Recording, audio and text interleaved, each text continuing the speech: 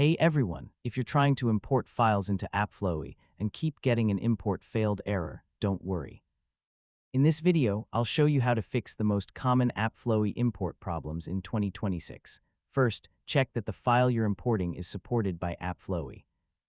Import errors often occur when the file format isn't compatible with the application's import tools. If you're importing content from another productivity platform, verify that the export was completed successfully and that all required files were included. Another helpful step is simplifying the import. Instead of importing a large workspace at once, try importing a smaller file or section to identify whether the issue is related to file size or content. You should also check your available storage space. Low disk space can interfere with importing and data processing operations. If AppFlowy uses cloud synchronization during imports, verify that your internet connection is stable and working properly.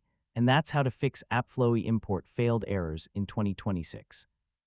In most cases, checking file compatibility, updating the application, verifying storage space, and simplifying the import process will solve the problem.